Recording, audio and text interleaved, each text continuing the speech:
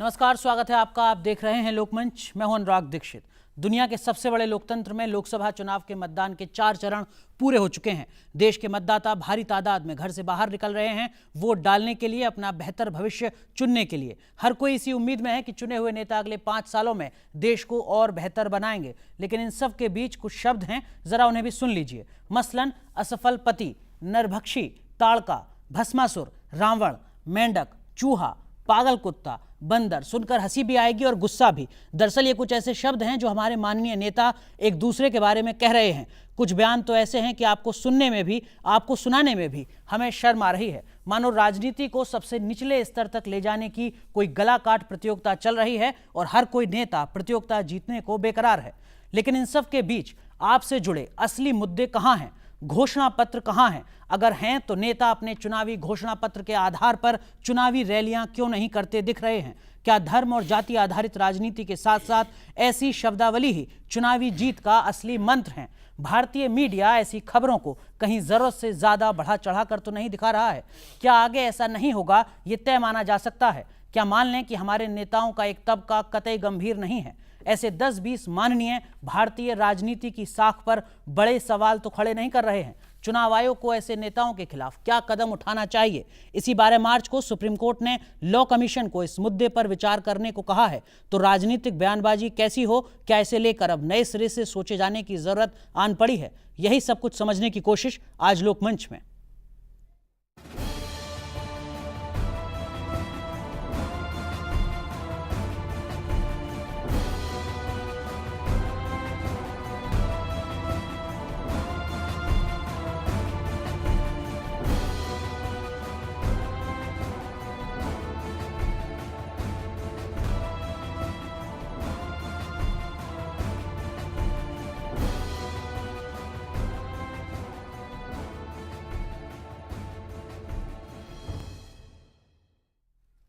तो लोकमंच में आज चर्चा यही और यही समझने की घोषणा पत्र और बयानबाजी के बीच में राजनीतिक दल किसको प्राथमिकता दे रहे हैं। दरअसल में जो मौजूदा स्थिति है उसको आप समझ ही गए होंगे। बदजुबानी की जंग में जनता से जुड़े जो मुद्दे हैं, आम जनता से जुड़े, सरोकार से जुड़े जिन गंभीरता की बात राजनीतिक दल करते हैं वो कहीं पीछे हो गए हैं, वो अभी नहीं दिख रहे हैं। लेकिन इन सब के बीच बुनियादी ढांचे से जुड़ी बातें जो चुनावी घोषणा पत्र में होती हैं, गरीबी, सेहत, शिक्षा, इन सब से जुड़े मुद्दे भी कहीं नहीं दिख रहे हैं। अगर दिख रहे हैं तो कुछ ऐसी ही शब्दावली। लेकिन इन सब के बीच जानकार इन बयानबाजियों को किस तरीके से देखते हैं, यही समझने की कोशिश 3 खास मेहमान, 3 वरिष्ठ पत्रकार हमारे साथ स्टूडियो में जुड़ चुके हैं। हमारे साथ हैं वरिष्ठ पत्रकार कुर्बान अली साहब, बहुत बहुत स्वागत है सर आपका। हमारे साथ जुड़ रहे हैं एक और वरिष्ठ पत्रकार उर्मिलेश जी, सर आपका भी बहुत बहुत स्वागत है।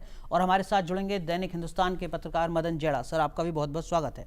कुर्बान अली सर, कुछ शब्द तो हमने सुना दिए, कुछ शब्द ऐसे हैं कि जिनको ना सुनाया जाए तो ज़्यादा बेहतर है, जनता लगातार सुन रही होगी। क्या वास्तव में आपको लगता है कि राजनीति अब यही है? देखिए, बात तो सही है, लेकिन आपने जिक्र किया था मीडिया का भी। आप इस चैनल पे उन शब्दों को नहीं दिखाते और दोहराते तक भी नहीं हैं। क्यों? क्योंकि ये एक पब्लिक सर्विस ब्रॉडकास्टर है और आप कुछ मर्यादाएं हैं जिनसे बंधे हुए हैं। लेकिन जो निजी टीवी चैनल हैं जिनका मकसद टीआरपी रेस में बढ़ चढ़ कर हिस्सा लेना है, तो जाहिर है कि वो जब इस तरह के बयान दिखाए जाते हैं, उससे जो बयान देने वाला है उसके भी हौसले बुलंद होते हैं और उसको ये लगता है कि जिस मकसद से उसने बयान दिए थे वो शायद सही जगह पे, निशाने पे लग रहे हैं, तो इसलिए वो और ज़्यादा बेबाकी के साथ में ये बयान देने लगता है। और ये सिलसिला पिछले 10-15 साल से शुरू हुआ। इससे पहले भारतीय राजनीति जब नीतियों पर, सिद्धांतों पर और भाषणों पर केंद्रित थी, तब इस तरह की शब्दावली का इस्तेमाल नहीं होता था। जो भी बयान आ रहे हैं उसके पीछे बड़ी वजह खुद मीडिया भी है, हम लोग भी हैं। बिल्कुल यकीनन है, क्योंकि अगर मीडिया ने इन चीज़ों को इग्नोर किया होता या इनको तरजीह ना दी होती तो फिर इन लोगों को लगता कि इन बयानों को देने का कोई मकसद नहीं है। तो राजनीति और राजनेता का मतलब यही है कि आप अखबारों की सुर्खियों में बने रहें? नहीं, ये मकसद अखबारों की सुर्खियां बनने के और भी दूसरे कारण हो सकते हैं। और जो मैं अभी आपको बता रहा था कि जो 1947 से लेकर के और 97 तक जो राजनीति हो रही थी, उसमें भी जो कोई लोग थे वो सुर्खियों में बने रहना ऐसा नहीं कि नहीं जानते थे, जानते थे और बयान देते थे और बहुत ही खतरनाक, मतलब मतलब ढंग से आक्रमण करते थे अपने विरोधियों पर, लेकिन असंसदीय भाषा का इस्तेमाल नहीं करते थे। ऐसी भाषा जिसे अंग्रेजी में बिलो द बेल्ट कहा जाता है उसका इस्तेमाल नहीं करते थे, और ऐसी भाषा जिससे कि आप सांप्रदायिक तनाव पहले। अब यहाँ जो लोग हैं उनको मालूम है कि वो अपने एक वोट बैंक को एड्रेस कर रहे हैं और किस तरीके से उनको और ज़्यादा लामबंद कर सकते हैं, उस मकसद से जब वो बयान दिए जाते हैं तो उसमें फिर शब्दों की मर्यादा नहीं रहती। ठीक है, लेकिन जो मीडिया की भूमिका है मैं थोड़ा उसको भी समझ लेता हूं। अच्छी बात यह है कि उर्मिलेश सर हैं, राज्यसभा टीवी पर मीडिया मंथन कार्यक्रम करते हैं, मीडिया की जो स्थिति है उसी को समझाते हैं। उर्मिलेश सर, क्या हम ही लोग ज़्यादा दोषी हैं? हम ही लोग ज़्यादा बढ़ा चढ़ाकर उस बयान को, उस शब्द को बार बार 24 घंटे दिखाते हैं, जिससे माहौल थोड़ा और ज़्यादा बिगड़ता है? देखिए, डिजनरेशन चौतरफा है, राजनीति में तो है ही है, इसमें कोई दो राय नहीं। अगर राजनीति में न होता तो इतनी शब्दावली इस तरह की नहीं आती, जो विमर्श का स्तर है वो इतना गिरता नहीं। लेकिन जो मीडिया का मामला है वो वाकई गंभीर है, क्योंकि मैं समझता हूँ कि अगर मीडिया नज़रअंदाज करने की बात छोड़िए केवल उस तरह की शब्दावलियों को, बल्कि मैं समझता हूँ कि मीडिया को एक कंटेम्प्ट के साथ उनको नज़रअंदाज करना चाहिए था। लेकिन मीडिया कंटेम्प्ट की बात छोड़िए, उसको तो उसका गौरवगान कर रहा है। ऐसा लगता है कि उन चीज़ों को, उन शब्दावलियों को जिनको आप कह रहे हैं कि ये चीज़ें प्रयोग की जा रही हैं, उनको और ज़्यादा उछाल रहा है। और यही नहीं कि केवल खबर में उनको पेश कर रहा है, उन पर बाकायदे स्टूडियो की घंटे 2 घंटे की बहसें तक करा रहा है। किस नेता ने किसको क्या कहा, किस नेता ने किसके बारे में, किनके संबंधों के बारे में क्या कहा, उस पर बाकायदे खबरें ही नहीं चल रही हैं। कुछ दिनों से ऐसी खबरें चल रही हैं। मैं समझता हूं कि मीडिया का एक बड़ा तबका, मैं सारे मीडिया को दोषी नहीं कह रहा था, पब्लिक ब्रॉडकास्टर्स हैं और इसके अलावा प्राइवेट चैनलों में भी बहुत अच्छा काम कर रहे हैं, कुछ लोग अच्छी रिपोर्टिंग कर रहे हैं, ज़मीनी स्तर से रिपोर्टिंग कर रहे हैं। इसके अलावा अखबारों में कुछ एक अखबार हैं जो ठीक ठाक काम कर रहे हैं, लेकिन एक मेन स्ट्रीम मीडिया का बड़ा हिस्सा मुझे लगता है कि इस तरह का जो चुनाव प्रचार चल रहा है, जिसमें कारपोरेट, जिसमें पॉलिटिशियंस, जिसमें तरह तरह की धंधेबाजी, तरह तरह की काली कमाई, सब कुछ इन्वॉल्व है, उसमें स्वयं एक पुर्जा बन गया है, एक टूल बन गया है। अभी हाल में आपको बताऊं, एक रिपोर्ट मैंने देखी कि हंगरी के चुनाव में, हाल में हंगरी में चुनाव हुआ, 6 अप्रैल को संभवतः था, और वहां पे एक पॉलिटिकल पार्टी ने, कुछ पॉलिटिकल ग्रुप्स ने मीडिया को इस्तेमाल जम के किया। मुझे लगता है इस बार भारत के चुनाव में जितना मीडिया का इस्तेमाल किया जा रहा है, लेकिन उतना शायद पहले कभी जो आप कह रहे हैं उसके बाद हम ये मान लें कि विवेक, गंभीरता, जवाबदेही, ये सब शब्दों की हम उम्मीद मीडिया में भी ना करें, कम से कम इन मामलों में। मैं तो फैसला मीडिया को भी लेना होगा। एक बहुत दिलचस्प बात आपको बताऊं, ये राष्ट्रीय जो मीडिया कहलाता है ना, जो दिल्ली से संचालित है, उसकी सबसे ज्यादा प्रॉब्लम यहाँ है। मैं आपको एक कहानी सुनाता हूँ बहुत संक्षेप में। हम कई वर्ष तक हमने पटना में काम किया, और वहाँ पर एक आपराधिक प्रवृत्ति के या आपराधिक पृष्ठभूमि के राजनीतिक व्यक्ति थे जो चुने जाते थे एक क्षेत्र विशेष से। जब वो असेंबली में आते थे तो वहाँ जितने पत्रकार कवर करते थे असेंबली, उनको कंटेम्प्ट के साथ नज़रअंदाज करते थे। उनकी उल जलूल बातों को कोई महत्व नहीं देता था। वो कई बार अपनी बाँह यूं करते थे, कपड़े और हंगामा करते थे, कोई उनको महत्व नहीं मिलता था। वो माननीय सदस्य, भारत की संसद के माननीय सदस्य बन गए, और मैंने ये देखा कि वो यहाँ भी कई बार खुराफात किए, और उनकी खुराफातों को भारतीय प्रेस, मेन स्ट्रीम मीडिया ने इतनी तवज्जो दी कि रातों रात वो बहुत महत्वपूर्ण व्यक्ति साबित हो गए देश के। और अब बिहार के जो पत्रकार हैं वो चकित कि ये क्या हुआ। ये पटना और दिल्ली का अंतर है। जिस व्यक्ति को कंटेम्प्ट के साथ वहां के प्रेस ने नजरअंदाज किया, उसको भारतीय प्रेस यानी मेन स्ट्रीम मीडिया ने इतनी तवज्जो दी कि वो महत्वपूर्ण व्यक्ति हो गए। और यही नहीं, अब मैं ये जानना चाहता हूं कि भाई उसकी वजह क्या है। उसकी वजह यही है कि जो मेन स्ट्रीम इंडियन मीडिया कहते हैं जिसको, वो टाइम, स्पेस और जो ग्रासरूट लेवल पर विमर्श है उससे बिल्कुल अज्ञान है। उसको मालूम नहीं है कि क्षेत्र विशेष में कौन कैसा आदमी है, कैसा राजनेता है। जो कुछ वो सुन लेता है, अगर उसको मोबिलाइज कर लिया जाता है किन्हीं कारणों से, किसी तरह से उसको प्रभावित कर लिया जाता है, उसी धारा में बहकर वो रिपोर्ट लिखने लगता है। सर, ये जो तमाम बयान आए हैं, क्या ये मान लिया जाए कि नेता गलती से भावावेश में आकर, भीड़ देखकर गदगद हुए और अचानक कुछ बोल गए, बाद में गलती का एहसास हुआ, या ये सारे शब्द बहुत सोच समझकर बोले जाते हैं जिनके बहुत दूरगामी फायदे होते हैं राजनीतिक लिहाज से? बहुत सोच समझ के सुनियोजित तरीके से बोले जाते हैं, जैसे मैंने कहा कि, और पूरी तरीके से कि कहाँ हिट करना है और इससे हमें किस वर्ग विशेष का, किस धर्म विशेष का, किस जाति विशेष का समर्थन मिलेगा, इस मकसद से बोले जाते हैं। और इसलिए भी बोले जाते हैं कि उनको मालूम है कि उनके खिलाफ कोई कार्रवाई नहीं हो सकती।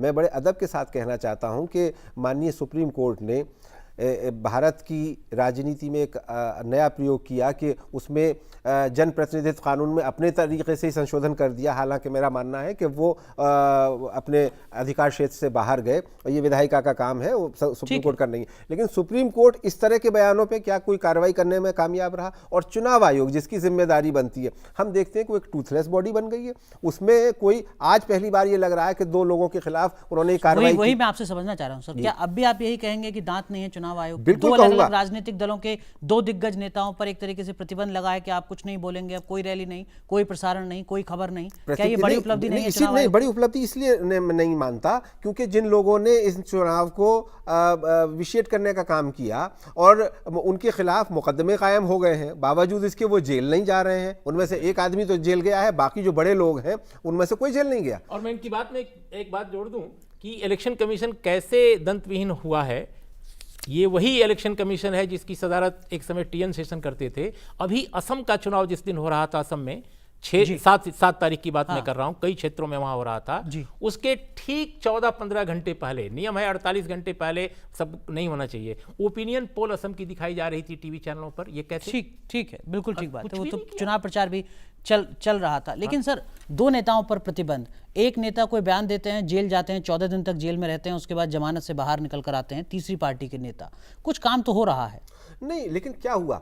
अगर यही होना है तो सब लोग जेल जाने के लिए तैयार बैठे हुए हैं। उन्हें मालूम है कि कम्युनल पोलराइजेशन हो सकता है, इसलिए आपको मालूम होगा कि एक नेता विशेष ने इलाहाबाद हाई कोर्ट से अपनी वापस ले लिया पिटीशन, जो उनकी गिरफ्तारी पर रोकने की मांग थी, क्योंकि उनको ये बताया गया कि अगर आपकी गिरफ्तारी होगी तो इससे चुनाव में ज्यादा फायदा होगा, इसलिए इसको हो जाने दीजिए। तो चुनाव आयोग को आगे आकर के करना चाहिए कि एनएसए में 6 महीने तक जमानत नहीं होगी, इस तरह का प्रावधान करना चाहिए। ठीक है मदन सर, आप भी लगातार राजनीति को देख रहे हैं, इन तमाम बयानों को, क्या आपको लगता है वास्तव में चुनाव आयोग ही कोई सख्त कदम उठाए तभी सब कुछ सुधर पाएगा, ये मान लेना चाहिए? देखिए, मेरे हिसाब से समस्या 2-3 हिस्सों में बटी हुई है। एक तो यह है कि जो कुछ नेता हैं जो इस तरह के बयान देते हैं, सभी नेता नहीं हैं। आप ये कह सकते हैं कि 1%, 2%, 3% हैं। ये वो नेता हैं जिनका कोई पॉलिटिकल एजेंडा नहीं है या जो हताश हो चुके हैं, जिन्हें अब ये लगता है कि अभी जो विकास की राजनीति हो रही है, हमारा यहाँ पे अब नहीं चलने वाला दांव, हम कोई धर्म की या जाति की राजनीति करके कुछ कर सकते हैं, किसी वर्ग विशेष को उत्तेजित करके या उसको आक्रामक बना के हम अपनी रोटियाँ सेक सकते हैं। एक तो ये लोग हैं। एक तो है कि ऐसे नेताओं का विरोध करना होगा जी। दूसरा पक्ष इसमें मीडिया है। कई बार ये देखा गया है, नेताजी ये देखते हैं कि सामने लाइव टेलीकास्ट हो रहा है, 10 कैमरे हैं सामने, तो वो ऐसा कोई कंट्रोवर्शियल बयान देते हैं जिससे वो बिना सोचे समझे मिनटों में पूरा देश भर में बयान फैल जाए। ये इसका बड़ा बहुत ही ज़्यादा रोल है जो लाइव। नहीं, अब तो सौजन्य पार्टी का नाम लिखना है सर, वही सब कुछ मुहैया करा रहे हैं। हाँ, वो भी है। हाँ। वो भी है। इसके अलावा हाँ, आजकल ऐसी टेक्नोलॉजी आ गई कि आपका लाइव का भी इंतजाम हो जाता है। हाँ। आप कहीं इंटीरियर में भी कहीं सभा करते हैं तो वहाँ से भी आपको लाइव टेलीकास्ट की सुविधा मिल जाती है। तो ये एक जो क्विक मीडिया वाला ऑप्शन आ गया है, क्योंकि पहले सिर्फ अखबार होते तो अखबार में खबर आती थी, उस पर सोच विचार होता था, थोड़ा डिस्कशन होता था। अब ये हो गया कि जैसे टीवी पे खबर आती है, पूरा देश भर में चली जाती है। टीवी पे खबर आने के कुछ ही मिनटों के बाद वो वेबसाइटों पे, सोशल साइट्स पे चली जाती है। तो मीडिया का जो एक सबसे बड़ा सेक्टर है टीवी, उसके बाद जो सोशल सेक्टर है, सोशल साइट्स हैं, वो दूसरा सेगमेंट, दोनों ने इस खबर को कैच कर लिया। उसके बाद अखबारों की बारी आती है, अखबार को अगले दिन छपना होता है, तो अखबार वाले थोड़ा से अभी भी कुछ धरबर है। हाँ, कुछ आलोचना के साथ, कुछ निंदा के साथ, कुछ एडिटोरियल कमेंट के साथ उसे थोड़ा सा छापते हैं। लेकिन मेरा कहने का मतलब है कि मीडिया को भी एक स्टेक होल्डर से बनाना चाहिए।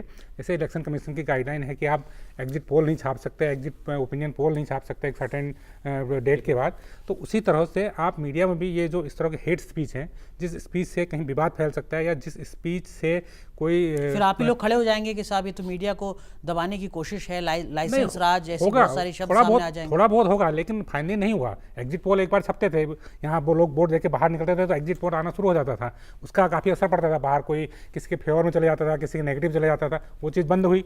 जरूर कुछ मीडिया ने हल्ला गुल्ला मचाया होगा कि हमारे राइट्स पर हमला है, लेकिन फाइनली उसे एक्सेप्ट किया। अब एग्जिट पोल आता है जब सारा चुनाव पूरा हो जाता है, उसके बाद आता है, ठीक है ना। तो ये पहल इस दिशा में हो सकती है। तीसरी बात यह है कि जो चुनाव आयोग की जहाँ तक बात है कि उसको अधिकार नहीं है, तो चुनाव आयोग में इससे 2 तरह की कार्रवाई हो सकती है। एक तो यह है कि आप जो जनप्रतिनिधित्व कानून के तहत मुकदमा दर्ज कराइए, वो करा दिया है, लेकिन जैसे ही मुकदमा दर्ज होता है ये मामला चुनाव आयोग के दायरे से बाहर चले जाता है। बिल्कुल। मुकदमा चलेगा, वो 10 साल में उसका फैसला हुआ, तब तक वो जो हेट स्पीच देने वाले हैं वो 2 बार सांसद बन के आ जाएंगे, वो अपना 2 टेन्योर सांसद का पूरा कर लेंगे, ठीक बात है। 2 बार जीत के आ जाएंगे, तो कोई फैसला त्वरित न्याय जैसी भी स्थिति हाँ, होगी, अच्छा, समय सीमा हाँ, फिक्स हो। अब दूसरा एक चुनाव आयोग की आचार संहिता है, वो आचार संहिता, उसको आप अगर लीगल राइट देते हैं, उसको आचार संहिता को एक कानूनी स्वरूप देते हैं, तो ये चुनाव आयोग बार बार मांग भी करता रहा है कि उसको चुनाव रद्द करने का अधिकार हो, उसको पूरा एक्शन लेने का अधिकार हो, उसे जेल भेजने का अधिकार हो। तो वो उस दिशा में भी सरकार ने काम नहीं किया, क्योंकि जो लोग स्पीच देते हैं वही लोग सरकार में आते हैं, वही लोग फिर वो कोई भी अपने गले में फंदा नहीं डालना चाहता। ठीक बात। उर्मिलेश सर, क्या राजनीति का मतलब यही है कि आप मंच संभालिए, माइक संभालिए और इस तरीके के बयान देते रहिए? क्या राजनेता इसीलिए तैयार होते हैं कि हमें इस तरीके के बयान देने हैं? क्या यही राजनीति है भारत में? देखिए, हर जगह पूरे भारत में ऐसा नहीं है। ठीक बात है। ये जिस तरह से हमारे देश का आर्थिक विकास अनइवन है, वैसे ही राजनीतिक जो विमर्श है वो भी अनइवन है। आप देखिए, केरला में मैं इसलिए नहीं तारीफ कर रहा हूं कि वहां 2 प्रमुख केवल पार्टियां, मैं तो कहता हूं कि केरल का कांग्रेसी भी यूपी और बिहार के कांग्रेसी से अलग है, बिल्कुल अलग है। ठीक बात। उसकी भाषा अलग है, उसके विमर्श का तौर तरीका अलग है, उसके मुहावरे अलग हैं, उसके बोलने की स्टाइल अलग है। आप अगर केरल को देखें, वहां पर जिस तरह से एजेंडे को लेकर बहस होती है। मिजोरम एक ऐसा प्रदेश जहां आतंक और उग्रवाद था, जिसे राजीव गांधी और लोंगवाल के समझौते के तहत जहां शांति मिली, उस सूबे ने, ठीक है आप कह सकते हैं बहुत छोटा सूबा है, लालडेंगा, लालडेंगा और राजीव गांधी के समझौते के तहत हुआ, उस सूबे ने जिस तरह का बेहतरीन चुनाव का प्रदर्शन किया है, वो लाजवाब है, देश के लिए बेमिसाल है। वहां पे बाकायदे मदर्स ऑर्गेनाइजेशन, चर्च के ऑर्गेनाइजेशंस और स्थानीय जो लोकल लोग हैं वो बाकायदे मंच मुहैया करते हैं पॉलिटिकल पार्टीज और उनके नेताओं को, आइए हमारे यहाँ बोलिए, अपनी बात कहिए कि आप समाज के लिए क्या कर रहे हैं। लाउड स्पीकर तक उनका होता है, दरी और बिछौने तक उनके होते हैं, सारा खर्च उनका होता है। पॉलिटिकल पार्टीज को वो नहीं कहते कि आप अपना लेकर आइए। तो मैं कहता हूं कि कोशिश हो रही है इस देश में। सवाल है कि जो हिंदी बेल्ट की सबसे बड़ी समस्या यह है, तब और तमिलनाडु जैसे जो सूबे हैं, आंध्र जैसे सूबे हैं, वहां भी ये समस्या है। मुझे ऐसा लगता है कि इसमें अगर मीडिया ने एक बड़ा रोल अदा किया होता और प्रेशर डाला होता इनिशिएटिव लेकर कि लोग एजेंडे पर बात करें। आखिर इस देश में शिक्षा पर खर्च क्यों नहीं हो रहा है 6% जीडीपी का? इस देश में हेल्थ केयर क्यों नहीं महत्वपूर्ण मुद्दा बनता? इस देश में रोजगार का जो मसला है वो क्यों नहीं अहम बनता? इस देश में जो और जरूरी सवाल हैं, जो इस समाज के विभिन्न तबकों के हैं, चाहे वो लैंड का क्वेश्चन हो, चाहे मजदूरी का हो, चाहे वो बीमारी का हो, चाहे वो इंश्योरेंस का हो, इन मसलों को मीडिया ने मुद्दा ही नहीं बनाया। आप हमें बताइए, प्राइवेट चैनलों की कितनी बहसें इस बात पर हो रही हैं कि भारत में जो बेरोजगारी है उसके पीछे क्या कारण है, और हमारी पॉलिटिकल पार्टीज, हमारी सरकारें माफ कीजिए, उस पर बीच में ध्यान आपको क्यों नहीं रोक दे रहा रही हूं। हैं? क्या इसके पीछे वजह आपको ये भी नजर आती है कि हम इस पूरे साल में जो एनआरएचएम हमारी सबसे बड़ी योजना है स्वास्थ्य की, उस पर 9,200 करोड़ रुपए के आसपास का बजटीय प्रावधान रख रहे हैं, वहीं दूसरी तरफ हम पूरे बजट में, इस पूरे चुनाव में 30,000 करोड़ से ज्यादा खर्च कर रहे हैं। ये जो रकम है, क्या ये भी हमें एक बार सोचने पर मजबूर करती है? आपने इतना बड़ा सवाल उठाया कि इस सवाल का जवाब भारत के निर्वाचन आयोग के पास भी नहीं है, जो इस दुनिया के बेहतरीन निर्वाचन आयोगों में एक गिना जाता है। मैं निर्वाचन आयोग के कई बड़े अफसरों से बातचीत कर रहा था, वो बार बार ये कहते हैं कि हमने उम्मीदवारों का चुनाव खर्च तो तय कर दिया है, लेकिन पॉलिटिकल पार्टीज हजारों करोड़ खर्च करें उनका कोई मतलब नहीं है। ठीक बात। इस देश में क्यों नहीं बहस चलाता मीडिया की क्या वजह है कि पॉलिटिकल पार्टीज या पॉलिटिकल पार्टी का कोई सितारा नेता हजारों करोड़ रुपया टेलीविजन पर खर्च कर रहा है, अखबारों के विज्ञापन पर खर्च कर रहा है, उसका कोई हिसाब किताब नहीं है। ये कैसा लोकतंत्र है, कैसी जमहूरियत है, कैसी ट्रांसपेरेंसी है, जिसमें उम्मीदवारों के चुनाव खर्च तो आप देख रहे हैं, लेकिन पॉलिटिकल पार्टीज का चुनाव खर्च का कोई निगरानी आपको भी नहीं लगता है कि ये भी एक अपने आप में बड़ी समस्या है? देश की सबसे बड़ी स्वास्थ्य योजना जो इस इतने बड़ी आबादी को स्वास्थ्य की सेवाएं मुहैया कराती है, 9,000 crore. National skill development mission, जिससे हमारे युवा भारत में कौशल विकास होगा, 1,000 करोड़। वहीं दूसरी तरफ बजट पर इस चुनाव में इससे 3 गुना ज्यादा 30,000 करोड़। ये जो अंतर है, इससे भी समस्याएं ज्यादा पैदा होती हैं। घोषणा पत्र कहीं पीछे छूट जाता है। नहीं, वही अभी आप कह रहे थे ना कि जो मुद्दों पे बहस होनी चाहिए, जो विकास पे होनी चाहिए, जो शिक्षा, स्वास्थ्य, बिजली, पानी, ये बुनियादी समस्याएं हैं, इस पर बात होनी चाहिए, वो नहीं हो रही है। क्यों नहीं हो रही है? और आपकी अभी थोड़ी देर पहले मुझे बता रहे थे कि लगभग 500 लोकसभा क्षेत्रों में लोकसभा टीवी के लोग गए हैं, बात की है, मुद्दों पर बात की है। हमने तो नहीं देखा कि इस चैनल पर कभी इस तरह की बकवास दिखाई जा रही हो कि किस नेता ने क्या कहा और उसका क्या जवाब रहा। और ये आप ही का नहीं, दूसरा राज्यसभा टेलीविजन है, दूरदर्शन है जो पब्लिक सर्विस ब्रॉडकास्टर है, और कुछ निजी चैनल भी। लेकिन ज़्यादातर चैनलों में सुबह को एजेंडा, जब 11 बजे की मीटिंग होती है, ये तय होता है कि किसको ठोकना है, किसको बजाना है और किस मुद्दे को उठाना है। किसी तलाश रहती है कि साहब किसने कहा, कोई अपशब्द कहा, कहीं कोई ऐसी बात कही जो बिके। जब आप मीडिया ये तय करने लगेगा कि क्या माल बेचना है और अपनी सोशल रेस्पॉन्सिबिलिटी वो घर रखी आएगा, तो जाहिर है कि हम इसी तरह की उम्मीद करेंगे मीडिया से। ठीक है सर, लेकिन केवल मीडिया को भी दोष देना क्या सही होगा? क्योंकि मूल में तो राजनेता ही हैं।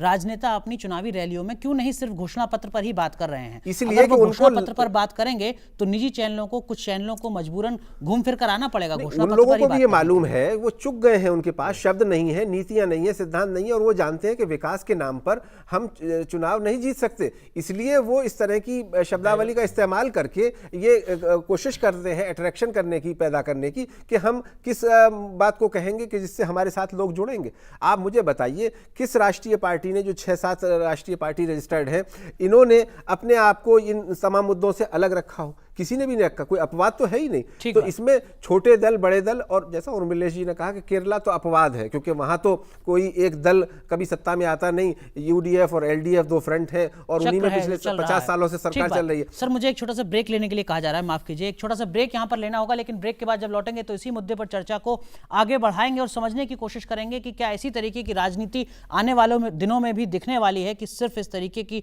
शब्दावली का इस्तेमाल किया जाए और यह तय मान लिया जाए कि अब आप चुनाव जीत जाएंगे। क्या यही भारतीय लोकतंत्र परिपक्व हो रहा है, उसकी झलक है? इसी पर चर्चा एक छोटे से ब्रेक के बाद।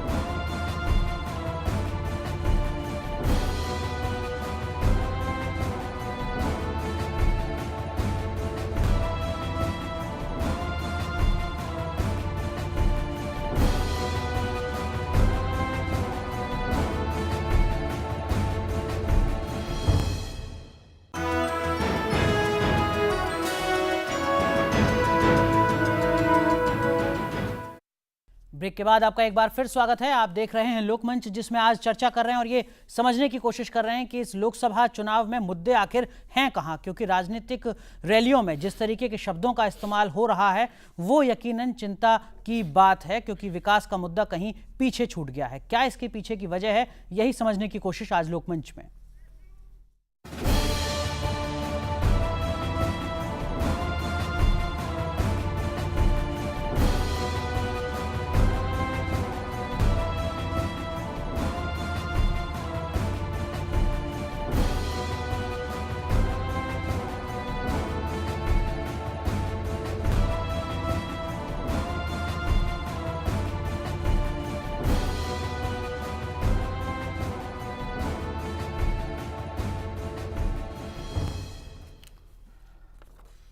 तो घोषणा पत्र बनाम बयानबाजी, हमारे साथ इस चर्चा में जुड़ चुके हैं एक और वरिष्ठ पत्रकार राजीव मिश्रा। आप लोकसभा टेलीविजन के सीईओ हैं। सर आपका भी बहुत बहुत स्वागत है। आपसे भी चर्चा को आगे बढ़ाएंगे, लेकिन हमारे साथ कांग्रेस पार्टी के प्रवक्ता और वरिष्ठ नेता रणदीप सिंह सुरजेवाला जी इस वक्त फोन पर जुड़ चुके हैं। सुरजेवाला सर, आपसे ही समझने की कोशिश करेंगे। चर्चा यहाँ इस बात पर हो रही है कि जिस तरीके के बयान हाल ही के दिनों में अलग अलग राजनीतिक दलों के नेताओं की तरफ से आ रहे हैं सामने, ऐसा लग रहा है जैसे घोषणा पत्र भुला दिया गया है और इन्हीं शब्दावलियों के सहारे जीतने की उम्मीद की जा रही है।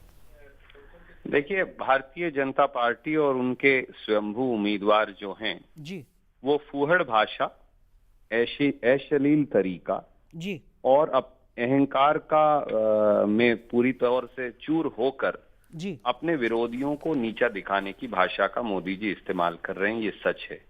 इसके विपरीत 5 महीने तक जी भारतीय राष्ट्रीय कांग्रेस ने घोषणा पत्र को लेकर सुझाव लिए। जी केवल हमारी वेबसाइट पर 1,30,000 सुझाव आए हैं। हाँ 32 जगह, अलग अलग जगह जाकर खुद श्री राहुल गांधी जी ने, जो स्टेक होल्डर्स हैं, युवा हैं, किसान हैं, आदिवासी हैं, गरीब हैं, मछुआरे हैं, कुली हैं, समाज के हर वर्ग से जाकर स्वयं बात की।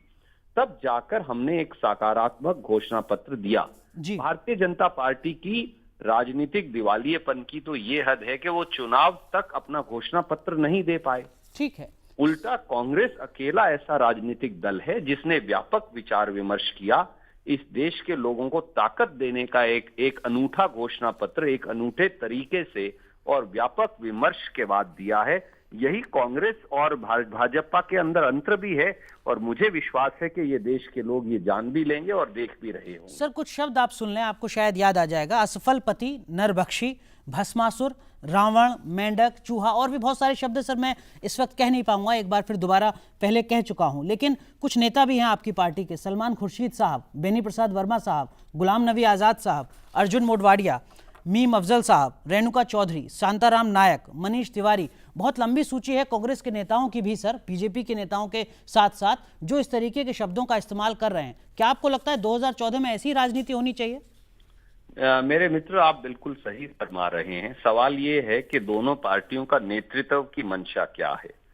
श्री राहुल गांधी जी ने ये साहस भी दिखाया जब उत्तर प्रदेश के एक हमारे मित्र ने, जो उम्मीदवार थे, ऐसी भाषा का इस्तेमाल किया नरेंद्र मोदी जी को लेकर जो आपत्तिजनक थी जी। तो राहुल गांधी जी ने साहस दिखाया कि वो उनके संसदीय क्षेत्र में गए, एक पब्लिक रैली को संबोधन किया और कहा कि सौम्य भाषा, सरल व्यवहार और प्यार की भाषा हमारे विरोधियों के लिए हम इस्तेमाल करेंगे। और उम्मीदवार भी बदल दिया। आपके माध्यम से आपके दर्शकों को ये पूछ सकता हूं जी कि श्री नरेंद्र मोदी जी किस प्रकार की अहंकार की भाषा, उनके नेताओं को छोड़ दीजिए, जी श्री नरेंद्र मोदी और श्री अमित शाह किस प्रकार के अहंकार और मद की भाषा का इस्तेमाल करते हैं? क्या इसी तर्क के आधार पर देश की सबसे पुरानी पार्टी को भी ये मिल जाता है सर अधिकार की कुछ भी जो चाहें वो बोलें?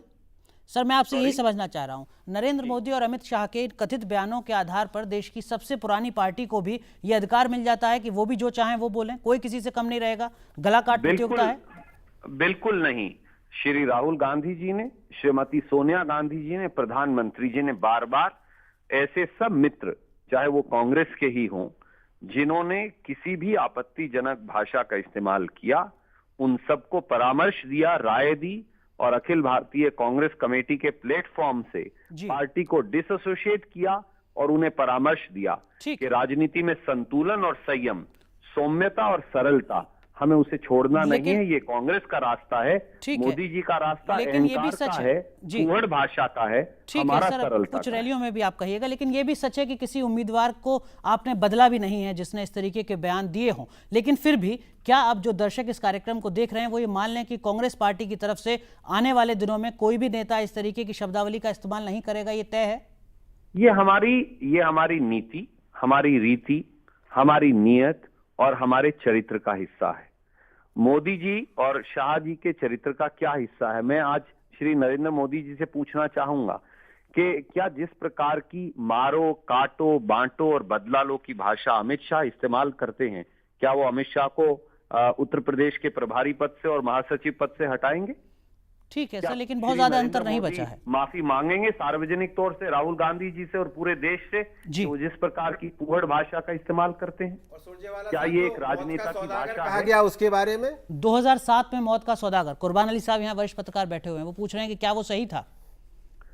जो व्यक्ति जिस प्रकार का नरसंहार गुजरात में हुआ जी श्री नरेंद्र मोदी जी के नेतृत्व में, तो उनको क्या और उपाधि दी जाए? जब रक्षक भक्षक बन जाए, जायज है बात, जब रक्षक भक्षक बन जाए, मैं आदरणीय जो हमारे वरिष्ठ पत्रकार हैं उनको बताना चाहूंगा, जब रक्षक भक्षक बन जाए, जब आप एक सुनियोजित तरीके से कत्लेआम करवाएं, जब आपके जो वरिष्ठ मंत्री हैं और नंबर 2 हैं मायाबेन कोडनानी कत्ल के उस इल्जाम में जेल जाएं, जब 1 दर्जन से अधिक पुलिस के आला अधिकारी जेल में हो, जब उच्चतम न्यायालय सुप्रीम कोर्ट तो इस तरीके के शब्दों का इस्तेमाल होगा। सारे मुकदमे आप में विश्वास व्यक्त ना करके आपके प्रांत से बाहर भेज दे, तो इस तरीके के शब्दों का इस्तेमाल होगा।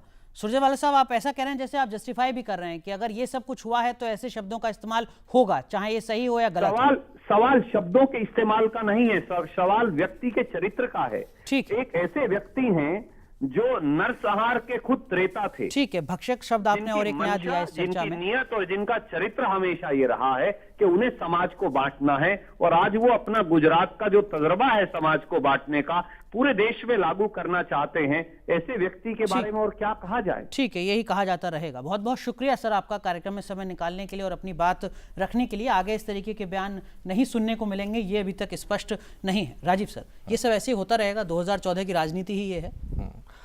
बड़े मतलब बहुत ही दुखद है जिस ढंग से इस बार चुनाव के प्रचार में शब्दों का प्रयोग किया गया। पिछली बार भी हुआ, हर बार होता है, 2004 में भी ऐसा हुआ था, लेकिन जितना इस बार किया जा रहा है, जितना ज़्यादा फाइट जो है शब्दों के तीर चलाए जा रहे हैं और इस तरह के शब्दों का और इस तरह के भाषा का प्रयोग किया जा रहा है जो बिल्कुल ही निम्न से निम्नतम स्तर का है।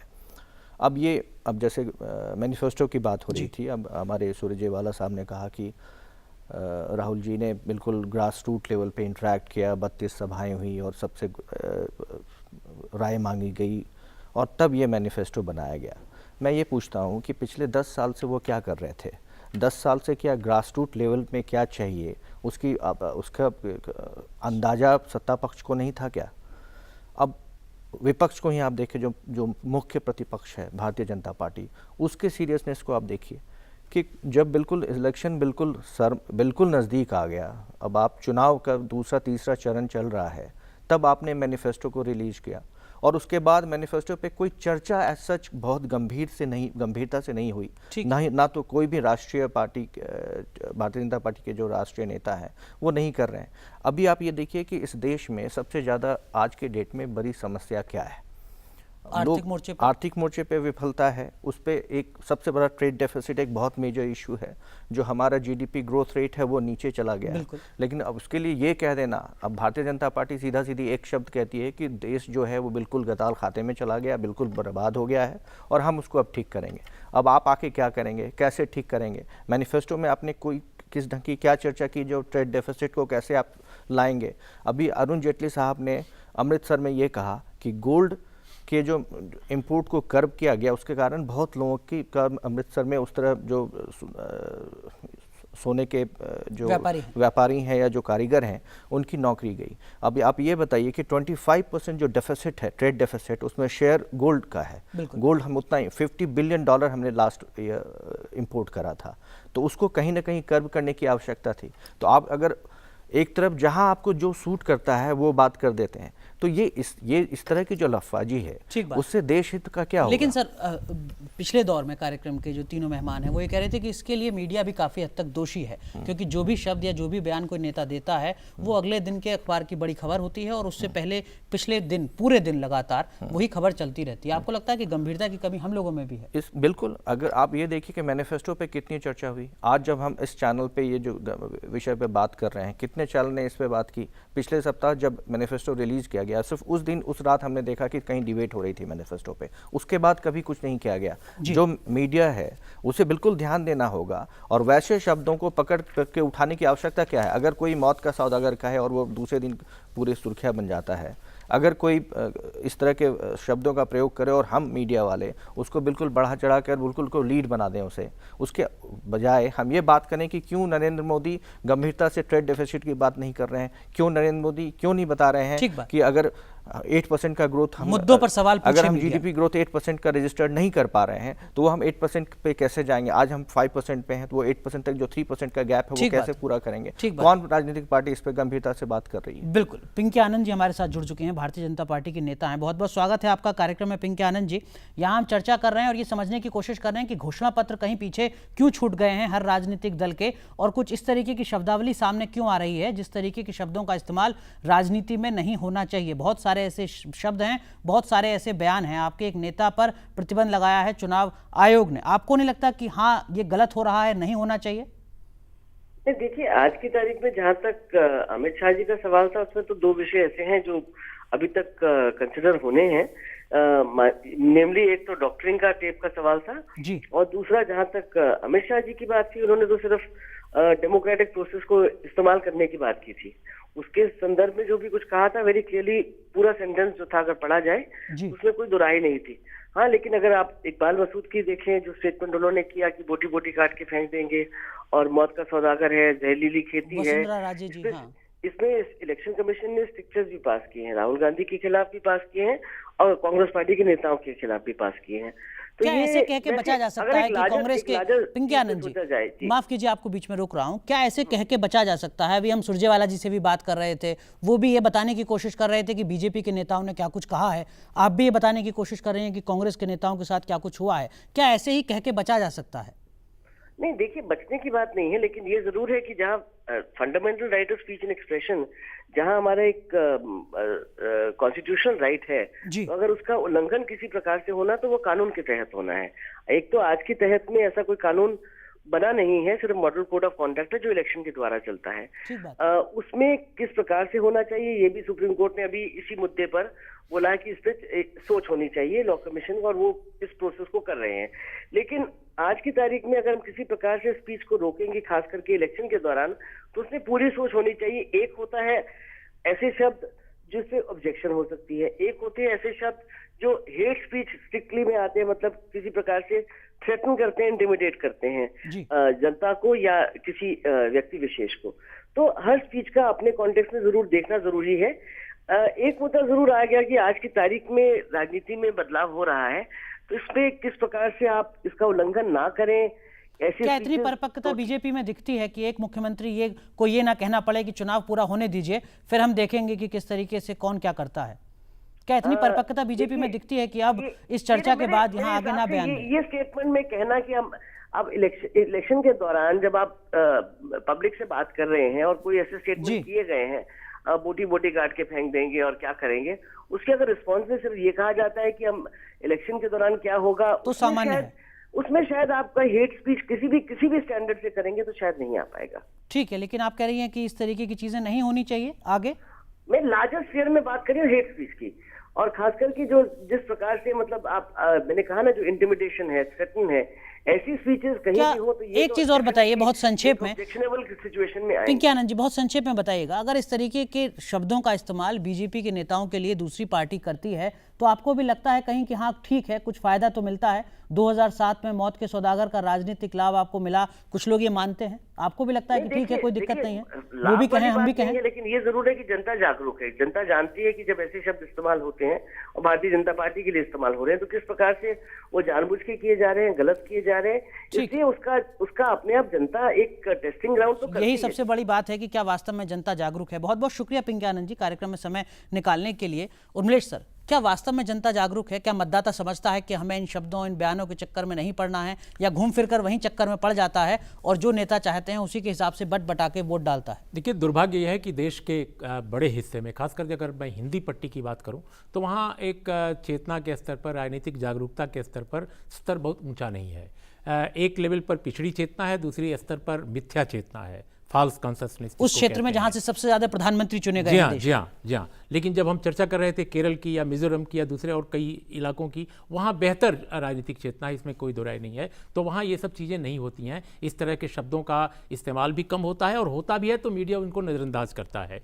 दूसरी बात देखिए, सबसे इंपॉर्टेंट बात अभी पिंकी जी कह रही थी, बहुत आदर मैं उनका करता हूँ, लेकिन अब जैसे 50 करोड़ की गर्लफ्रेंड, आई मीन ये जुमला उन्हीं की पार्टी के शीर्ष नेता का है और जिस कॉन्टेक्स्ट में है वो सभी जानते हैं। तो उसको क्या पार्टी ने खारिज किया? क्या पार्टी ने डिसोन किया? नहीं किया। तो कहने का मतलब ये सुविधा के अनुसार आप कांग्रेस के नेताओं को इल्जाम लगाएंगे उन पर और कांग्रेस के नेता आप पर इल्जाम लगाएंगे, ये होता रहता है। लेकिन हिंदी बेल्ट में हो क्या रहा है कि मुझे लगता है कि कोई पॉलिटिकल पार्टी जो सीरियसली नहीं चाहती कि वो एजेंडे पर बात करे, मैनिफेस्टो पर बात करे, हेल्थ पर बात करे, एजुकेशन पर बात करे, क्यों रोजगार क्यों नहीं बढ़ रहा है, मैन्युफैक्चरिंग सेक्टर में क्या प्रॉब्लम्स हैं, सिर्फ हम सेवा से क्षेत्र में क्यों आगे बढ़ रहे हैं, और बड़े औद्योगिक जो क्षेत्र हमारे हैं क्यों सिकुड़ रहे हैं, क्यों रुग्ण हो रही हैं सारी इकाइयां, इन पर कोई बात नहीं करना चाहता। क्या वास्तव में और यही नहीं, कारपोरेट जो है, यानी चूंकि मीडिया भी कारपोरेटाइज है, मीडिया का कारपोरेटीकरण हो चुका है बड़े स्तर पर, खासकर प्राइवेट चैनलों का, अखबारों का, मीडिया भी नहीं चाहता, कारपोरेट चूंकि नहीं चाहता कि बड़े मुद्दे उठें, क्योंकि अगर कारपोरेट चाहेगा, कैसे चाहेगा, जो चीजें उनके खिलाफ जाती हैं। अब आप हेल्थ सेक्टर का उदाहरण मैं संक्षेप में दूं कि भाई 90 तक 80%, मैं नहीं कह रहा हूं कि 90 तक हेल्थ सेक्टर बहुत अच्छा था भारत का, लेकिन करीब करीब 80% हिस्सा उसका पब्लिक सेक्टर के अधीन था। ठीक बात है। आज सिर्फ 90% हिस्सा निजी क्षेत्र में है, ठीक बात है, हेल्थ सेक्टर का। अब ये सवालात कौन उठाएगा कि गांव के, कस्बे के, शहरों के गरीब लोगों के लिए हेल्थ सेक्टर, हेल्थ केयर कितना दुभर हो गया है। तो इसका मतलब ये इसीलिए ठीक बात है। कॉर्पोरेटाइज मीडिया इन चीजों को उठने नहीं देना चाहता। आंकड़े इसमें बताते हैं नेता कि का भला है, 60% कॉर्पोरेट लोग का भला है, कर्ज लेते हैं मीडिया इलाज तीनों कराने का के भला लिए। है। मीडिया को बड़े विज्ञापन मिल रहे हैं बड़ी ठीक है। कंपनियों से और बड़े बड़े नेताओं से, बड़ी पार्टियों लेकिन से। सर, क्या इसका मतलब यह भी है कि तमाम राजनीतिक दलों के घोषणा पत्रों में भी ऐसा कुछ खास विजन नहीं है, जिसके चलते उन्हें भी यही सूट करता है कि घोषणा पत्र को भूल जाओ और इसी तरीके के बयान देते रहो, घोषणा पत्र पर चर्चा ना हो तो ज्यादा बेहतर है? अब इसके विजन अलावा की मैं कमी आपसे वहां कह भी रहा है। हूं कि कितने चुनाव घोषणा पत्र में विदेश नीति की बात है। इस पूरे चुनाव में आप मुझे बताइए कि विदेश नीति इतना महत्वपूर्ण स्तंभ है हमारा, कितने राजनीतिक दलों ने इसकी बात की है। हमारे देश की खाद्य नीति क्या होगी, अर्थनीति क्या होगी, और इसके अलावा ये जो बुनियादी समस्याएं हैं वो तो है ही है कि बिजली, पानी, सड़क और स्वास्थ्य और शिक्षा, और हमारे जो आने वाली नस्लें हैं वो उनको कितने स्कूल हम दे पाएंगे, उनको पीने का साफ पानी तो हम दे नहीं पा रहे हैं अपनी जनता को, 2 वक्त की रोटी तो दे नहीं पा रहे हैं, इस पे तो चर्चा हो नहीं रही। लेकिन क्या जनता भी यही नहीं चाहती कि इसी तरीके के बयान आ जाएं और हमारा ध्रुवीकरण इसी तरीके मैं से इससे कोई भी नेता सहमत कर नहीं हूँ। दे? जनता अब चाहती है कि उसके मुद्दों पर बात हो, वो चाहती है कि उसके मुद्दे उठ कर के आए, लेकिन जैसा अभी कहा गया कि एक तो मीडिया ने सोची समझी राजनीति अपनी रणनीति के तहत, और राजनीतिक दलों ने अपनी राजनीति के तहत ये मान लिया है कि इस चुनाव में भ्रष्टाचार मुद्दा नहीं होता, विकास मुद्दा नहीं होता, और इसके अलावा बाकी सब जो वो बकवास कर रहे हैं वो सब मुद्दे होते हैं। और एक लाइन में जोड़ दूं कि गरीब लोग इस देश के चाहते हैं कि उनके असली मुद्दों पर बात हो, लेकिन मध्य वर्ग का एक बड़ा तबका, माफ कीजिएगा मुझे कहने के शहरों लिए, कस्बों में बैठा जो हुआ है। शहरी मध्य वर्ग है वो नशे में चूर है। उसको भारत में 21वीं सदी में भारत में एक अमेरिका की तलाश है। वो मॉल्स चाहता है, बड़े बड़े मॉल वो चाहता है, उसके लिए खूब अच्छे पैसे की गाड़ियां हों, लग्जरी आइटम्स हों, और ये वो चाहता है कि गरीब इस देश के भूखों मरे, कोई फर्क नहीं पड़ता है, कोई फर्क नहीं पड़ने वाला। यही राजनीतिक वजह दल है भी कुछ कि ऐसा ही नशे में चूर सोचते मध्य हैं, वर्ग ऐसा को कम से कम लगता कोई तो है। एजेंडा सर, एक छोटा देश सा को आगे ले जाने ब्रेक, एक छोटा वाला सा ब्रेक यहाँ पसंद पर नहीं लेना है। होगा, लेकिन ब्रेक पर जाने से पहले उमेश जी आपको धन्यवाद भी कहना होगा, आपको किसी और कार्यक्रम में जाना है। यहाँ पर हम एक छोटा सा ब्रेक ले रहे हैं और ब्रेक के बाद जब लौटेंगे तो यही समझने की कोशिश करेंगे कि आगे किस दिशा में हम जा सकते हैं, हमें जाना चाहिए भी, और राजनीतिक दलों से किस तरीके की उम्मीद की जाए, क्या कुछ सकारात्मक बदलाव हो सकेगा, यही समझने की कोशिश एक छोटे से ब्रेक के बाद।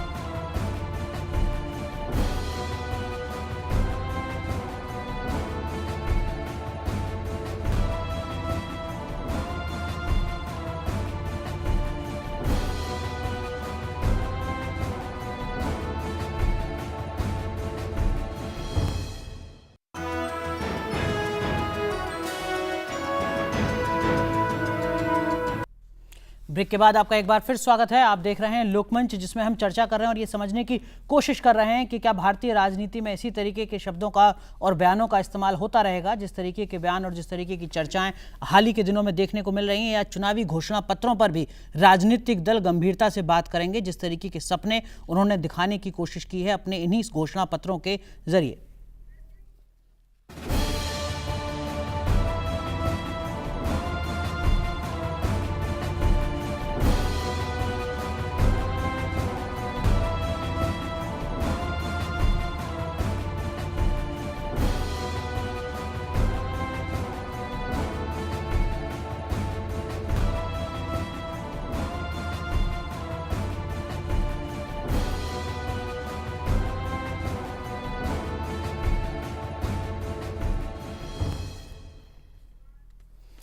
राजीव जी, एक चीज़ मैं आपसे समझना चाहूँगा, कांग्रेस ने अपने मैनिफेस्टो में कहा कि अगर हम सत्ता में आते हैं, बहुत सारी बातें हैं, लेकिन उसमें एक अहम बात ये कि सबको हम घर भी देंगे, ये उनका अधिकार होगा। भारतीय जनता पार्टी कह रही है कि हम विदेशों में जो काला धन जमा है उसको वापस लाएंगे। आम आदमी पार्टी कहती है कि हम डिसेंट्रलाइजेशन ऑफ पॉलिटिक्स करेंगे। जेडीयू कहता है कि हम बिहार को स्पेशल स्टेटस दिलवाएंगे। अलग अलग राजनीतिक दल सुनने में बहुत अच्छी अच्छी बातें कर रहे हैं। क्या वास्तव में अब अभी 3, 4, 5 चरण और बचे हैं, कुछ बात हो पाएगी, इसकी उम्मीद की जाए, या इसी तरीके की चीज़ें दिखती रहेंगी?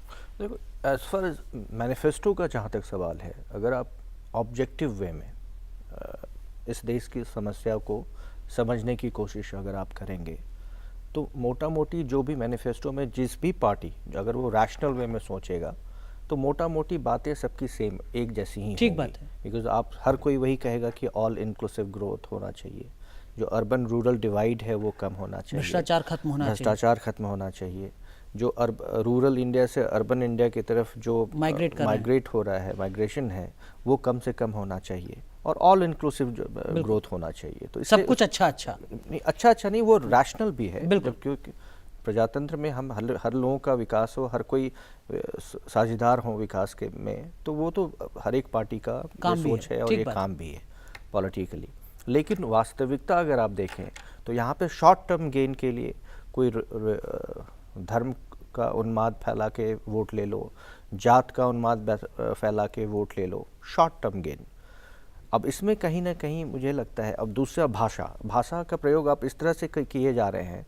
मैंने पहले भी ये कहा था कि हो सकता है अब इलेक्शन कमीशन को, जैसे पहले होता था क्या कि आप जब इलेक्शन के समय में आप कहीं भी कोई रैली निकाल सकते थे, आप कहीं भी सभा कर सकते थे, उसकी संख्या कितनी होगी, एक दिन में आप कितनी सभा करेंगे और कहाँ कहाँ करेंगे, ये इलेक्शन कमीशन को बताना ज़रूरी नहीं था। ठीक बात। लेकिन बाद में इलेक्शन कमीशन ने नियम बनाया और कहा कि नहीं, आपको जो भी रैली हो रही है आपको पहले उसका बताना पड़ेगा।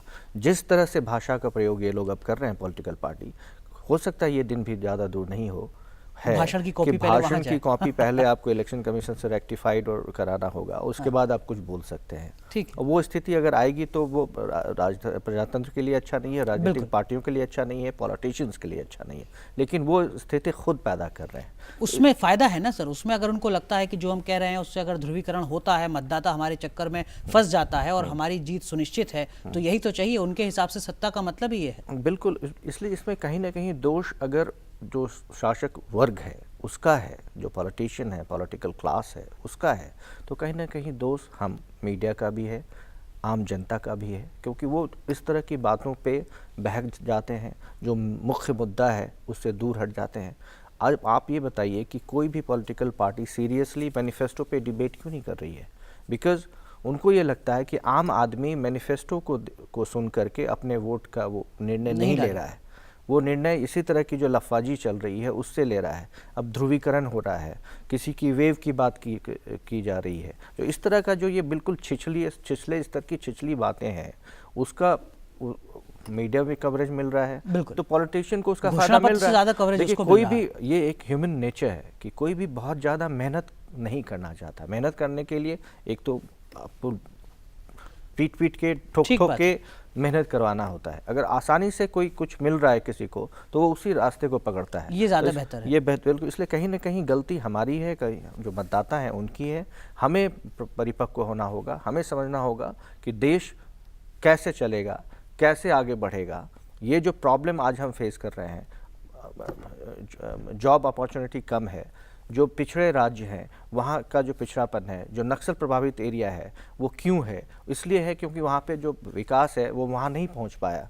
तो वहाँ पे अब हर तरह के उन्होंने सिस्टम को नकार दिया, वही नक्सल है। बिल्कुल। तो सिस्टम को क्यों नकारा? बिकॉज उनको अपॉर्चुनिटी नहीं मिल रही है। तो ये जो गलतियां हुई है शासक वर्ग से, पॉलिटिकल पार्टी से, वो दूर हो, उसके लिए हम जिम्मेदार हैं। हमें सोच समझकर अपना वोट देना चाहिए। समझ लीजिए, आप अगर इस कार्यक्रम को देख रहे हैं तो इसका मतलब क्या है आपके लिए। लेकिन मदन जरा सर, इन सब के बीच 2014 में जो घोषणा पत्र हैं वो रस्मदायगी हैं, ये मान लें कम से कम हम ईमानदारी से, राजनीतिक दलों के लिए भी, मीडिया के लिए भी, वोटर के लिए भी। ये तो हम नहीं कह सकते कि रस्म अदायगी हैं। घोषणा पत्र का अपना एक महत्व है, और इधर हम पिछले कुछ चुनावों से देखे हैं जी, पॉलिटिकल पार्टियां घोषणा पत्र को लेके भी काफ़ी संजीदा हुई हैं, और काफ़ी हद तक उसमें जो घोषणाएं वो करती हैं, कोशिश उनकी रहती है कि उसको पूरा करें। और अगर आप पिछली लास्ट सरकार की बात देखें तो उन्होंने लास्ट अंतिम क्षणों तक कुछ न कुछ अनाउंसमेंट वो करते रहे थे। ये अलग बात है कि बहुत सारे उसमें से अभी उनका क्रियान्वयन नहीं हो पाया है। 100 दिन में महंगाई कम नहीं हो पाई। हाँ, 100 दिन में महंगाई कम नहीं हो पाई, लेकिन बहुत सारी घोषणाएं अभी लास्ट मोमेंट तक भी वो करते रहे कि हमने ये, चूंकि हमने घोषणा पत्र में कहा था इसलिए हम इसको जो है अनाउंसमेंट कर रहे हैं। ये अलग बात है कि वो अभी उसका क्रियान्वयन नहीं हो पाया, वो अगली सरकार करेगी या नहीं करेगी। तो घोषणा पत्र का अपना ही महत्व है, और घोषणा पत्र को लेके अब पब्लिक थोड़ा अवेयर हुई है। ऐसा नहीं है कि बिल्कुल घोषणा पत्र को हम खारिज कर देते हैं। आज पब्लिक जानना चाहती है कि अगर एक सरकार खारिज हो रही है, दूसरी सरकार आ रही है, दूसरी कोई लीडर आ रहा है, तो हम उसे क्यों वोट दें, उसकी क्या नीतियाँ क्या डिफरेंट हैं, अगर क्या वो उसके बाद कौन सा मॉडल है विकास का, तो ये बात आज लोग करते हैं। और लोग करते हैं केवल शहर कस्बों में या गांव का आदमी भी करता है? क्या अखबार उतनी ही प्रमुखता से उन घोषणा पत्रों को छापते हैं जिससे वो गांव में पहुंच सके और लोग वास्तव में चर्चा कर पाते हैं? इसमें मैं ये कहूँगा कि छापते हैं, अखबार भी छापते हैं और कुछ हद तक चैनल भी दिखाते हैं, आप लोगों के चैनल दिखाते हैं, सरकारी चैनल दिखाते हैं, और कई अच्छे चैनल भी प्राइवेट वो भी दिखाते हैं। लेकिन यहाँ पे बात फिर वही आती है कि मीडिया वही दिखाता है जो उसे परोसा जाता है। एग्जैक्ट मीडिया की अपनी कोई बहुत ज़्यादा छानबीन या अपनी पड़ताल नहीं होती है। हमें जो फीडबैक पीछे से मिलता है ठीक है, कि ये मॉडल अच्छा काम कर रहा है, इस मॉडल के बारे में ये चीज़ है, तो हम वही चीज़ आगे दिखाते हैं। हमारे पास इतनी टीम वर्क नहीं है कि हमारे पास इतना वो सिस्टम नहीं है। तो मीडिया की अपनी दिक्कत है। मीडिया कहता है कि भाई हम इन्वेस्टिगेशन एजेंसी नहीं है ना, आप ये बताइए, हम उससे आगे हम तो एक आगे प्रेस रिलीज आई और अगले आगे देंगे। बीजेपी ने ये कहा हमने ये छाप दिया, कांग्रेस ने कहा हमने ये छाप दिया। ठीक बात। लेकिन इन सब के बीच कुर्बान अली सर, अगर हम व्यापक दायरे में थोड़ा समझने की कोशिश करें, आपको लगता है कि यही 10, 20, 50 नेता जो इस तरीके के बयान दे रहे हैं अलग अलग राजनीतिक दलों में, दरअसल में ये भारतीय राजनीति की साख पर ही बड़ा सवाल खड़ा कर रहे हैं? क्यों ना लोग नेताओं को कोसें, क्यों ना लोग नेताओं के बारे में गलत सोचें जब इस तरीके के बयान केवल कुछ नेता सामने रखते हैं? नहीं, आपने जो कहा वो तो बिल्कुल सच है ही, इसमें तो कोई दो राय नहीं है। लेकिन अभी जो घोषणा पत्र की बात हो रही थी, बीजेपी का घोषणा पत्र पहले चरण के बाद आया और लंबी एक बहस हुई कि साहब कितनी गंभीर है ये पार्टी, और उसके बाद पार्टी के एक वरिष्ठ नेता ने कह दिया कि साहब जो मोदी साहब कह रहे हैं वही घोषणा पत्र है, कोई घोषणा पत्र की कोई ज़रूरत नहीं। इसके अलावा आप जैसे राजीव मिश्रा साहब कह रहे थे कि तमाम मुद्दे होते हैं, सारी चीज़ें, तमाम हसीन ख्वाब भी दिखाए जाते हैं, ख्वाब दिखाए जाने चाहिए, इसमें मैं कोई दो राय नहीं है। लेकिन साथ में ये भी बताना चाहिए कि ये ख्वाब हकीकत में कैसे बदलेंगे और ये चीज़ कहाँ से होगी। एक बड़ा मुद्दा है काले धन की वापसी का। पिछले 10 सालों से LK आडवाणी साहब और NDA के साहब काला धन वापस आएगा, काला धन वापस, अरे भाई कैसे आएगा, क्या मैकेनिज्म होगा? और आप 6 साल जब सत्ता में थे तो आपने कितना काला धन वापस लाए? ठीक है, ये चीज़ है। दूसरी चीज़ ये कि अभी तो बड़ी बात यह है सर कि जो चुनाव में 30,000 करोड़ खर्च होने का अनुमान लगाया जा रहा है, रिपोर्ट ये भी कहती है कि उसमें से 10,000 करोड़ काला धन है। यकीनन और ज्यादा होगा, इससे ज्यादा होगा, क्योंकि इस वक्त तो पिटारे खुले हुए हैं और लोग जानते हैं कि इस काले धन का इस्तेमाल करके इस इलेक्शन में वो फिर बाद में सफेद धन कैसे कमाएंगे। और तीसरी चीज ये है कि जब आप एक सैंक्टिटी नहीं होगी घोषणा पत्र की, तो किस आधार पर आप जाएंगे लोगों के बीच, मतदाताओं को क्या बताएंगे? इन सब के बीच में अगर चुनाव आयोग ये कहता है कि कम से कम विचार किया जाए राजनीतिक दलों के स्तर पर कि वो जवाबदेही तय करें चुनावी घोषणा पत्र की, कि आप जो वादे कर रहे हैं उसको कैसे आप पूरा करेंगे, ये भी आप तय करें। आपको लगता है कि हाँ, इस प्रावधान पर कुछ विचार होना चाहिए? इसमें चुनाव आयोग तो बहुत ज्यादा नहीं करेगा कुछ, क्योंकि राजनीतिक दलों को आगे आना, जनता के प्रति जो जवाबदेही है राजनीतिक दलों की वो तो होनी चाहिए। और जनता को ये जानने का हक है कि वो ये जो बताया जा रहे हैं, ये ख्वाब दिखाए जा रहे हैं कि हम इतना % ग्रोथ रेट कर देंगे, हम स्वास्थ्य पे इतना खर्च करेंगे, हम शिक्षा पर इतना खर्च करेंगे, तो वो कहाँ से आएगा, वो कैसे आएगा? और उसके लिए इसीलिए जो हमने ये वेस्टमिनिस्टर प्रणाली ली है, वहाँ जो शैडो कैबिनेट होती है वो अपनी नीतियाँ रीतियाँ बताती है, और जब चुनाव के वक्त में कि साहब हम इस तरह से करेंगे, ये हमारे पास में सॉल्यूशन होगा। आप सिर्फ आलोचना करेंगे, निंदा करेंगे सत्ताधारी पार्टी की, और विपक्षी दल का काम सिर्फ ये रह गया। लेकिन जब आप खुद आते हैं जिम्मेदारी में और वही सवाल जब आपसे किए जाते हैं तो आप कहते हैं कि नहीं साहब ये मजबूरी है। ठीक बात है, लेकिन इन सब के बीच में राजनेता सुधर जाएंगे और इस तरीके के बयान नहीं देंगे, साथ ही साथ जो वो घोषणा पत्र सामने ला रहे हैं उसमें भी जनता के प्रति अपनी जवाबदेही तय करेंगे। क्या इतने व्यापक चमत्कार की उम्मीद आप करते हैं आने वाले दिनों में? अब इतनी जल्दी तो नहीं कर सकते, अभी 65 साल, अभी मुझे लगता है 5 साल 10 साल और, लेकिन जितनी तेज़ी से चीज़ें बदल रही हैं और जागरूकता आ रही है, जो आम आदमी अब इस चीज़ों पे बहस करता है, सोचता है, तो ये मुझे लगता है कि आई एम वेरी पॉजिटिव कि फ्यूचर अच्छा है। अब जैसे अभी मैं आप ये इसी चर्चा में थोड़ा ये जोड़ना चाह रहा हूँ कि जो 15th लोकसभा था, तो उसके जो लास्ट 2 सत्र थे, हम लोग इसी चैनल पे बहस कर रहे थे कि हमारे यहाँ अभी कितने ही बिल्स पेंडिंग पड़े हैं। भ्रष्टाचार पे लगाम लगाने के लिए 6 बिल है जो पेंडिंग पड़ा है। आर्थिक सुधार के बिल पेंडिंग पड़े हैं। बहुत ऐसे बिल हैं जो पेंडिंग हैं, जो 16th लोकसभा जब होगी तो सबसे पहले ये सब मुद्दा उठेगा। लेकिन कौन सा पॉलिटिकल पार्टी इन बिल्स पे किस तरह का स्टैंड रखता है, उसको गंभीरता से और विस्तार से आम लोगों तक कोई बात नहीं कर रहा। मीडिया, हम लोग चीज़ों पे बिल्कुल नहीं, हम लोग बिल्कुल फ्लो विद द जैसा चल रहा है वैसा ही हम उसके सामने साथ रख बिल्कुल रहे हैं। इवेंट के साथ ठीक है। फ्लो किए जा रहे हैं, तो वो ये सब चीज़ें अच्छी नहीं है और इसमें गंभीरता आनी चाहिए। और इसमें जब हम अच्छे नहीं हैं, नेता अच्छे नहीं हैं, तो मतदाता कैसे बेहतर हो जाएं सर? क्या इसकी नहीं, उम्मीद भी देखिए की जाए? बिल्कुल नहीं, ऐसा नहीं है वही कि सब कुछ सुधारेंगे, नहीं, उन्हीं के नहीं, कंधों पर मैं ये जिम्मेदारी नहीं डाल दी जाए? नहीं, बिल्कुल ऐसा है कि अभी जितनी भी ये जो भी ये वॉर चल रहा है, मेन मुद्दा ये है कि किसी भी तरह हम लोगों से वोट मत लें। ठीक बात अगर हम इस तरह की लफाजी करके मत हमें मिल जाता है तो मैं अगली बार भी यही करूँगा। तो कहीं ना कहीं अगर मुझे पटकनी पड़ेगी आम जनता की, मत मुझे नहीं मिलेगा तो मैं सुधरूंगा। तो वो जो लाठी है, वो जो चाबुक है, वो आम जनता के पास है, मतदाता के पास वो है। लाठी वो आप ही जब के तक- पास है बिल्कुल, और बिल्कुल। 16 मई तक ही है, इस बात को भी ध्यान बिल्कुल। रखिए। फिर 5 साल के लिए भूल जाइएगा, लेकिन घर से बाहर जरूर निकलिएगा, वोट जरूर डालिएगा और कैसे नेता को चुन रहे हैं ये भी आप ही को तय करना है। ये 10, 20, 50 नेता हैं जो इस तरीके के बयान देते हैं। राजनीति में सब कुछ गंदा है ऐसा भी कतई नहीं है। बहुत बहुत अच्छे लोग हैं जो शायद मीडिया की चर्चाओं में सुर्खियां नहीं बटोर पा रहे हैं, लेकिन फिर भी सोचना आपको भी होगा, तय ही आपको भी करना होगा। बहुत बहुत शुक्रिया सर आप तीनों का कार्यक्रम में समय निकालने के लिए और इस महत्वपूर्ण विषय पर अपने अनुभव साझा करने के लिए। उम्मीद करते हैं कुछ गंभीरता राजनीतिक दलों में भी दिखेगी। बहुत बहुत शुक्रिया आप सभी दर्शकों का भी कार्यक्रम देखने के लिए। नमस्कार।